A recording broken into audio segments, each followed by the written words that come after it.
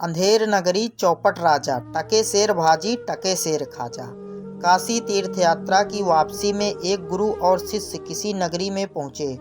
नाम उसका अंधेर नगरी था। शिष्य बाजार में सौदा खरीदने निकला तो वहाँ हर चीज़ एक ही भाव, सब धान 22 पसेरी, भाजी टका शेर और खाजा भी टका शेर। शिष्य और चीज़ें खरीदने के झंझट में क्यों पड़ता, 1 टके का शेर भर खाजा खरीद लाया और बहुत खुश होकर अपने गुरु से बोला, गुरु जी, यहाँ तो बड़ा मज़ा है, खूब सस्ती हैं चीज़ें, सब टका शेर।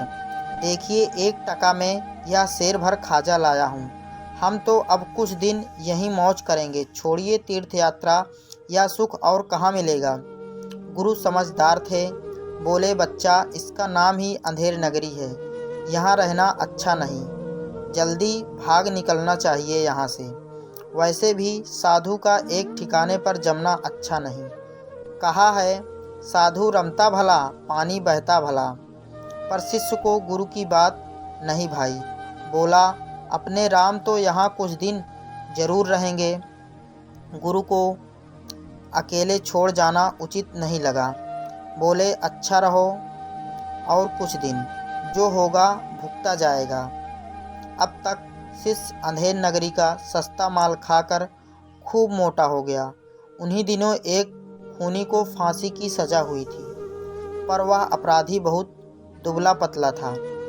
फांसी का फंदा उसके गले में ढीला था। इस समस्या से निजात पाने के लिए राजा ने कहा कि जिसकी गर्दन मोटी हो उसे ही फांसी लगा दो। अंधेर नगरी ही जो ठहरी। हाकिम ने सिपाहियों को हुक्म दिया कि जो मोटा आदमी सामने मिल जाए उसी को फांसी लगा दो।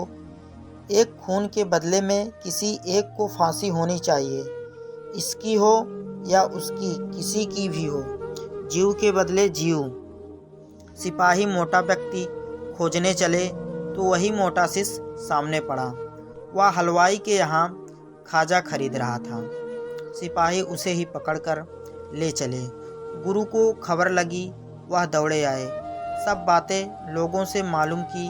एक बार तो उनके मन में आया कि इसे अपनी बेवकूफ़ी का फल भोगने दें, पर गुरु का हृदय बड़ा दयालु था। सोचा, जीता रहेगा तो आगे समझ जाएगा। सिपाहियों के पास जाकर बोले, इस वक्त फांसी चढ़ने का हक तो मेरा है, इसका नहीं। क्यों?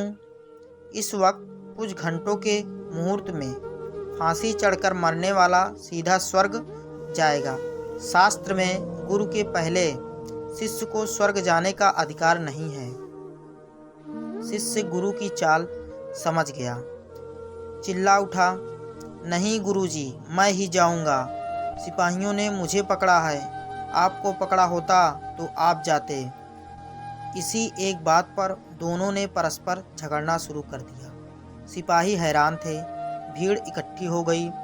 फांसी चढ़ने के लिए झगड़ना वहाँ के लोगों के लिए यह एकदम नई बात थी। जल्दी ही यह बात राजा के कानों तक पहुँची। राजा ने कहा, यदि ऐसा मुहूर्त है तो सबसे पहला अधिकार तो राजा का ही होता है और उसके बाद क्रम उसके उच्चा अधिकारियों का। गुरु शिष्य बहुत चिल्लाए कि साधु के रहते स्वर्ग में जाने का अधिकार किसी को दूसरे को कदापि नहीं है, पर किसी ने एक न सुनी।